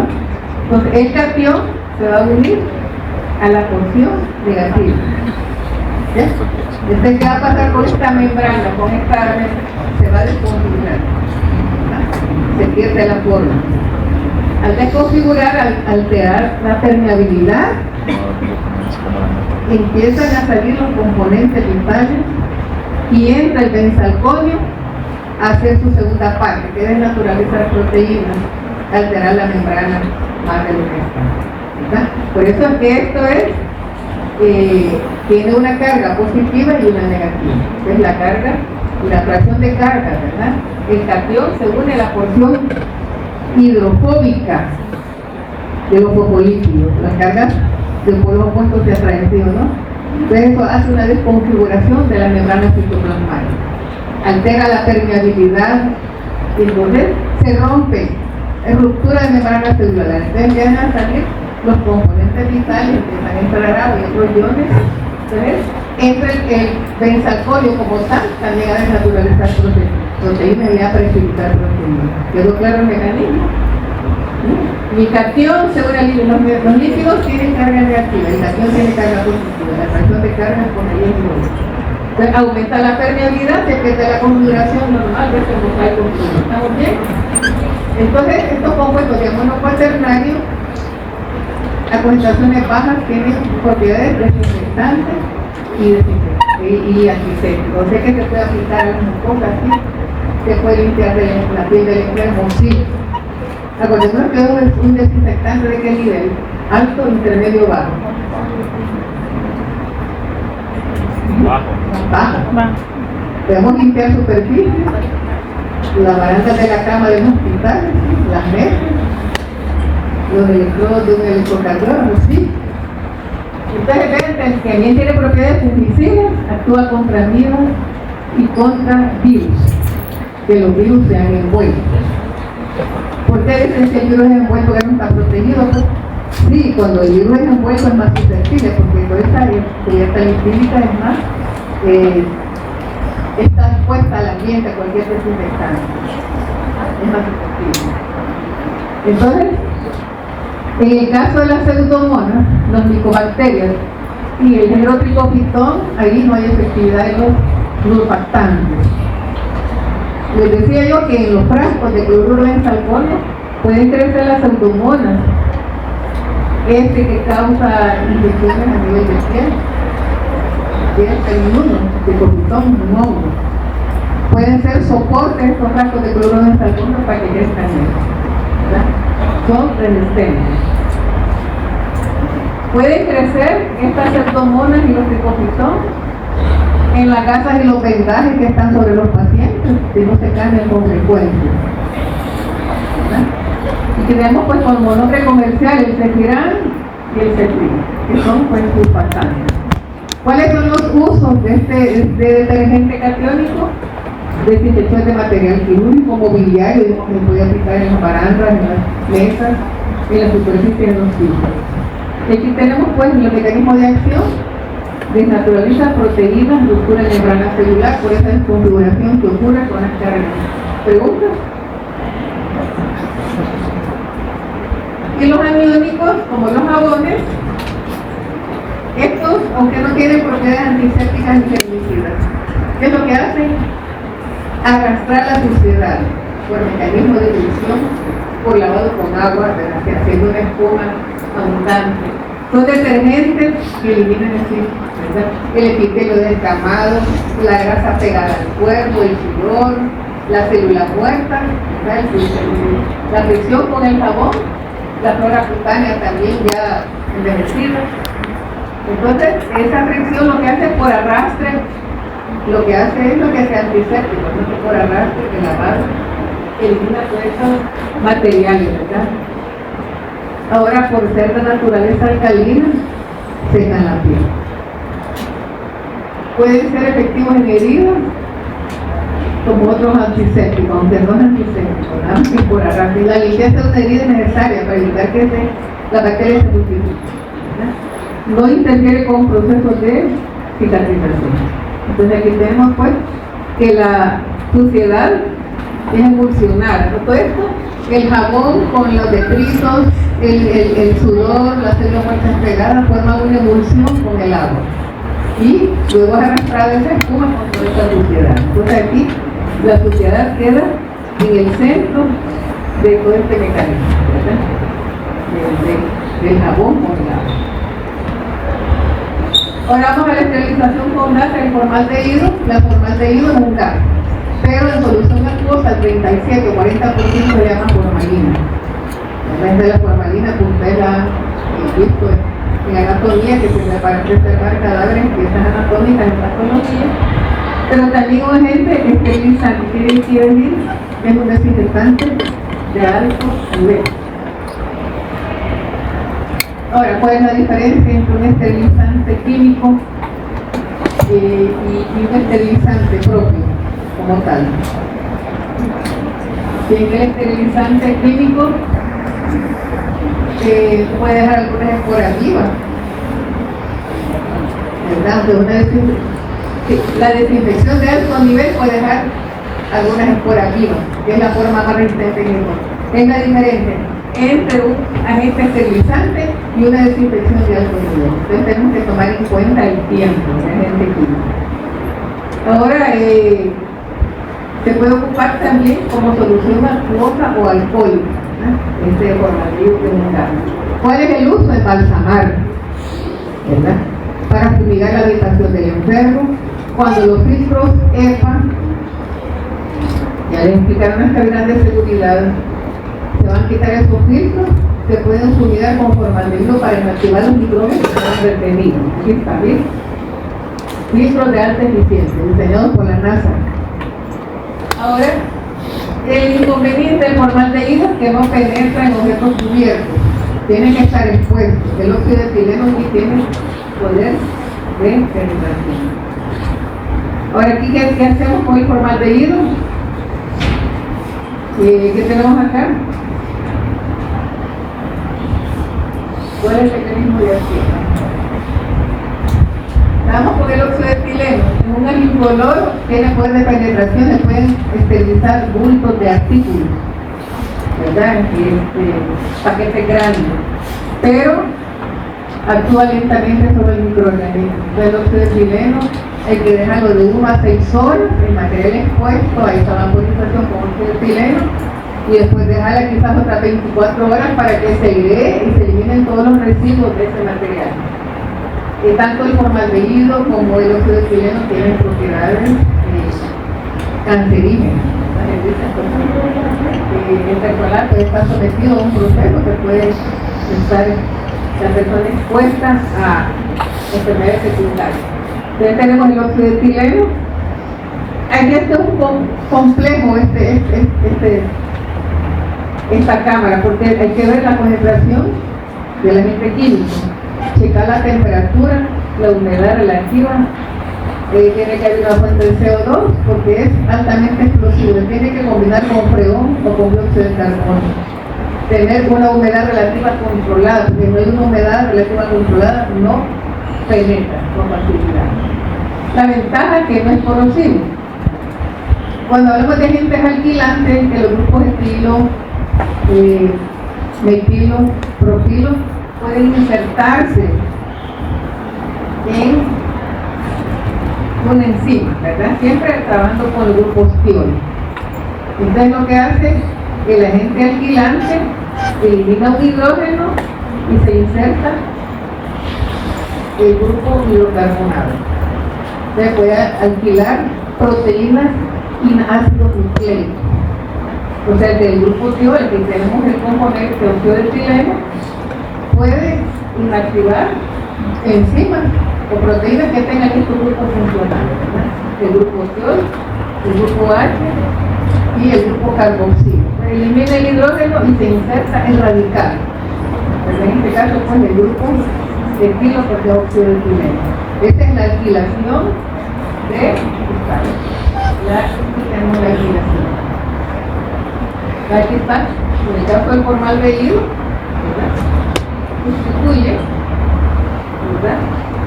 En este caso, pues, estos aminoácidos, glucosina y la lisina.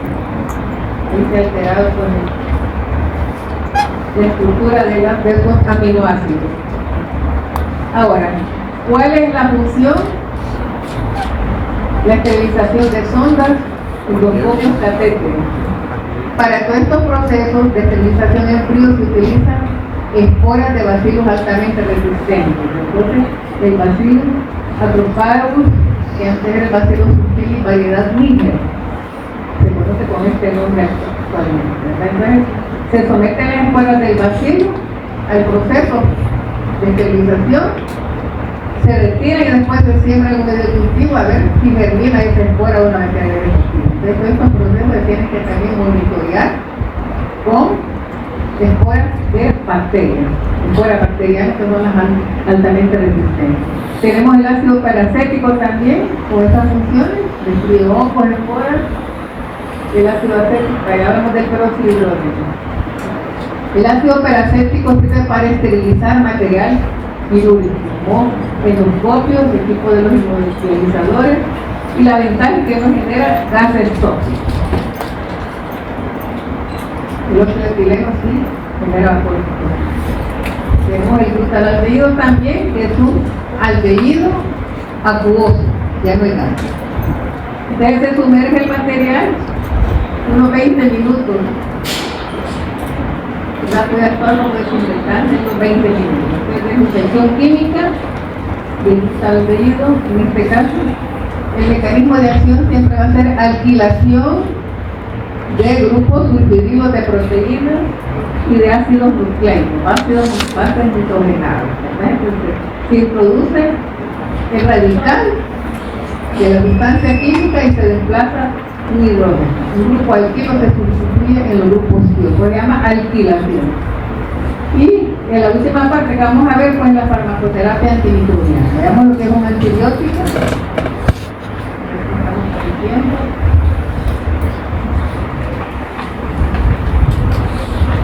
Entonces vamos a ver que desde el siglo XVII se comenzaron a tratar con algunas infecciones, con algunas sustancias químicas. Vamos a ver. Y los primeros esposos con la quimioterapia empezó en el siglo XX, ¿verdad? Como siempre. Desde el descubrimiento de la penicilina, de la utilización del salvarsan, el tratamiento de la sífilis, pues, fueron los primeros esposos de los tratamientos para algunas infecciones. Entonces, la quimioterapia como ciencia se empezó a dilucidar con los principios de la toxicidad selectiva, cuando se vio que esa sustancia química destruía el microorganismo y el paciente evolucionaba positivamente. Luego que en 1901 el señor Paul Ehrlich ideó un tratamiento con el arsénico. Ustedes saben que el arsénico es un veneno. Pero ideó pues el salvarsan derivado del arsénico, al que llamó arsenamida. Él lo diseñó y entonces empezó a hacer tratamiento, lo llamaban bala mágica para el tratamiento de la sífilis. Posteriormente, en 1935 se descubrieron las sulfonamidas, pero fue en 1928 cuando 1929 cuando el señor Alejandro Fleming descubrió la penicilina. Trabajaba con cultivos de Staphylococcus aureus, llevó una placa de Petri, no tan bien tapada, y alrededor de del cultivo del Staphylococcus aureus había crecido un hongo. Y así pues como hongos, en el pan, en las naranjas. Y entonces, alrededor de este hongo, el crecimiento de estafilococos aureus ya no estaba, se había formado una zona clara. Quiere decir que el metabolismo del hongo produjo una sustancia que inhibió el crecimiento del estafilococos aureus. Entonces a esa sustancia le llamó penicilina, porque lo obtuvo de un hongo llamado penicillium, el género penicillium, pero fue hasta 1940, después de 1929, que se descubrió la penicilina, hasta 1940 empezó a dar como tratamiento. Entonces vieron que era eficaz el tratamiento, que era efectivo, pero entonces empezó a utilizarse de manera desordenada. Como hoy las personas cada vez que me hace la garganta así tómate 2 ampicilinas y que hacen con 2 ampicilinas. El médico tiene que saber diferenciar si es una faringitis o una afección causada por virus o bacteriana. Entonces cuando dar tratamientos innecesarios, porque lo que está haciendo es tomar antibióticos que no van a hacer nada más que causar pues resistencia, matarle la flora normal, y en caso que hay que ocupar el antibiótico no va a efectivo. Entonces, ¿qué ocurrió con los antibióticos? Que se empezaron a utilizar de manera desordenada. Y cuando se empezó a ver que había resistencia, entonces ahí tomaron acción. Ahora, ¿qué ocurre con esta disminución de antibióticos? Es el producto del metabolismo de un microorganismo que nos inhibe el crecimiento de otros microorganismos. Ese es el antibiótico, de manera natural. Pero después se hizo por síntesis química en un laboratorio, de tal manera que el antibiótico fue diseñado sustituyendo las penicilinas de todo tipo. Entonces tenemos una cantidad de antibióticos actualmente. ¿Qué pasa con el antibiótico y esta propiedad? Vimos que la toxicidad selectiva, que no tiene desinfectante y antiséptico, es aquella propiedad que tiene el antibiótico de destruir al microorganismo causante la infección sin dañar las células de los pélagos. Eso lo va a diferenciar de los desinfectantes y antisépticos. Pero sí que esta toxicidad es relativa, no es absoluta, ¿verdad? Siempre va a haber algún daño. Pero también, en cuanto al tratamiento con antibióticos, tiene que ver que el receptor específico de la bacteria tiene que ver con eso, ¿verdad? Porque los antibióticos no van a actuar por igual. Por ejemplo, que la bacteria tiene ribosomas, tiene membranas citoplasmáticas, tiene pared celular, tiene material genético. Entonces hay antibióticos que están diseñados, unos para actuar a nivel de síntesis de proteínas, otros para evitar que la membrana citoplasmática, que la pared celular se vaya formando a partir de la estructura básica, ¿verdad?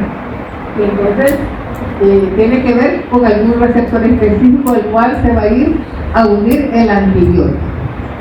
Y así hay antibióticos, en este caso de antimicrobianos, porque también hay para virus, ¿verdad? Hay para hongos, hay para otro tipo de bacterias que no tienen pared celular, como identificaron en la primera clase. Entonces, estructuras que no están en células humanas, pero que están en la bacteria. Por eso los antibióticos van a tener una acción dirigida. ¿Cuál es el mecanismo de acción? Como lo tenemos acá, ¿verdad? Una bacteria, un bacilo con sus estructuras, ¿verdad? La pared celular, membrana celular, el material nucleoide, el citoplasma. Pues el antibiótico va a ir dirigido a un ciclo en particular. Y por ahora tenemos esta variedad de antibióticos. Las penicilinas, las tetracyclinas que actúan a nivel de síntesis de proteínas, en los ribosomas. Entonces tienen una actividad. ¿Cuál es el mecanismo de acción? Algunos incluyen la síntesis de la pared celular. Acordémonos que en la pared celular están las PBT, las proteínas que unen penicilina. Entonces, ¿qué pasa? Luego se va a formar el peptidoglicán, que está compuesto de ¿cuáles? Carbohidratos, N-acetilglucosamina, del ácido N-acetilglutánico, ¿Cuál es el otro componente? Entonces, allí hay no es que me equivoqué en el componente de la pared celular. Bueno, entonces, ahí hay, en la pared celular, hay proteínas receptoras, las PBP. Sobre esa diana, o sitio de llegada, se va a unir la penicilina. No se va a unir la eritromicina, ni se va a unir el esteponioso, sino que la penicilina. Entonces, ¿qué pasa? La bacteria también puede variar esas proteínas, puede mutar, y entonces ya no se une la penicilina. Y eso produce resistencia. La inhibición y las funciones de la membrana celular también hay antibióticos que van a actuar a este nivel. Otros que inhiben la síntesis de proteínas, que hay un grupo también de antibióticos específicos. Otros que inhiben la síntesis de ácidos nucleicos, ese es el receptor específico, y otros que actúan como análogos de metabolitos esenciales. ¿Verdad? Entonces ven que es una unión específica que no la tiene el humano, sino que la bacteria. Ahora, ¿cuáles son los mecanismos de resistencia de la bacteria a los antibióticos? El antibiótico puede administrarse, pues no va a haber efectividad, ¿verdad? Por esas variaciones, por lo menos que la bacteria también está preparada con nuevos mecanismos. Las enzimas que inactivan a los antibióticos. Enzimas que van a actuar a este nivel, adeniladoras, fosforiladoras, acetiladoras, que tienen que ver con los procesos bioquímicos, fisiológicos, que van a destruir el fármaco.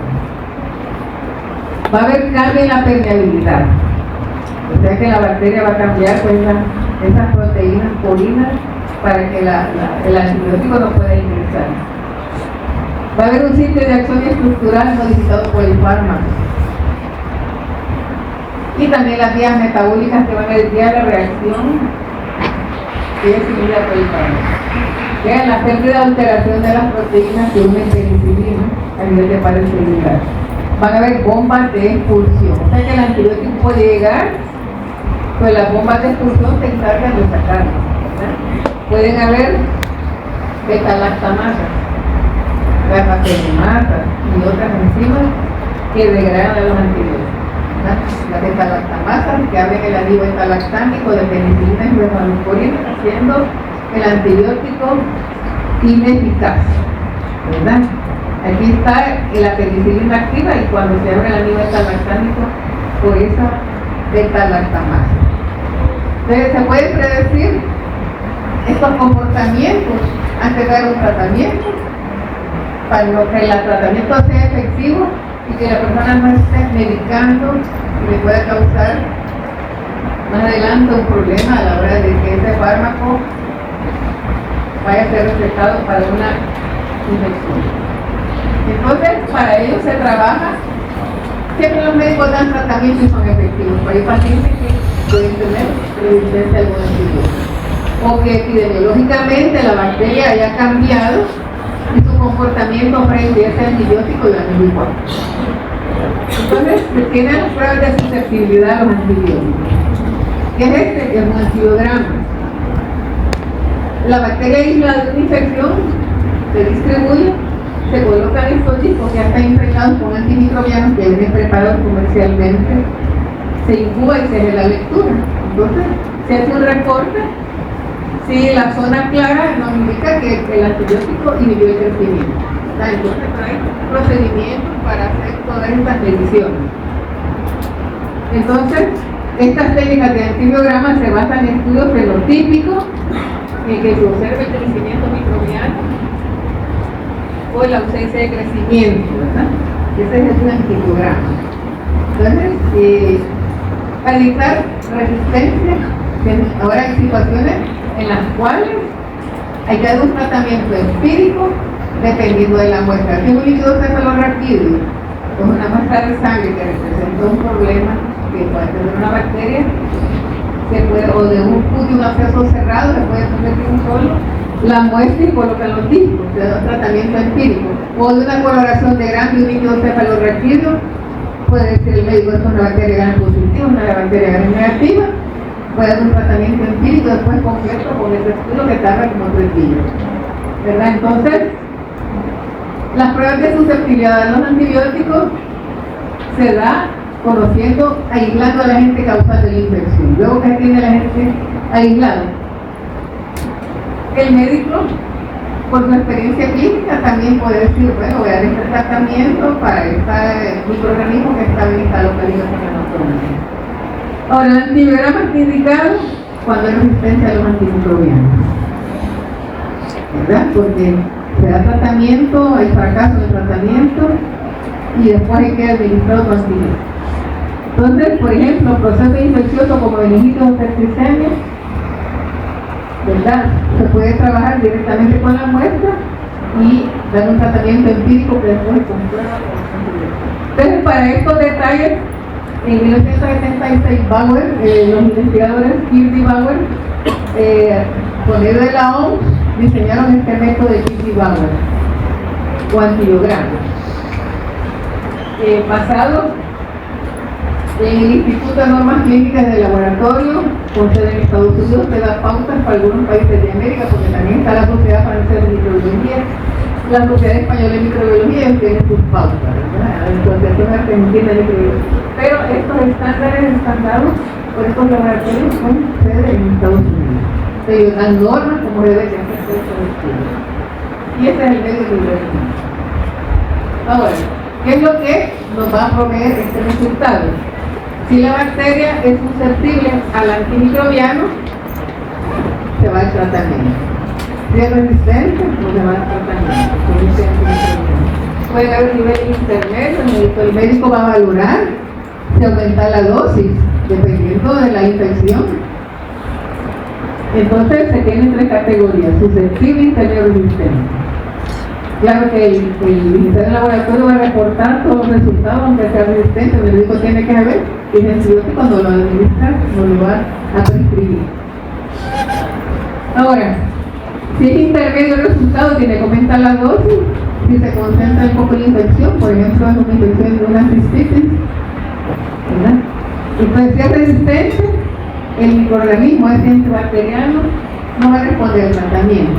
Ahora, con estos resultados, recordemos que los antibióticos tienen acción bactericida, bactericida. Estos resultados están basados en concentraciones muy bajas del antibiótico, que se sabe que ya in vivo se puede aumentar la dosis, la concentración máxima del antibiótico. Ahora, este es el antibiograma. Hay otras técnicas. Aquí tiene la dirección para que ustedes puedan buscar otras técnicas moleculares para predecir la resistencia de un microorganismo a un antibiótico. Tenemos las técnicas moleculares que trabajan con DNA o con RNA, la reacción de cadena polimerasa, con pruebas moleculares. Aquí las tenemos bioluminiscencia y bioluminiscencia, técnicas inmunocromatográficas y fotometría de flujo. Todas estas que están en este documento, pues ustedes tienen un tiempo para revisarlo.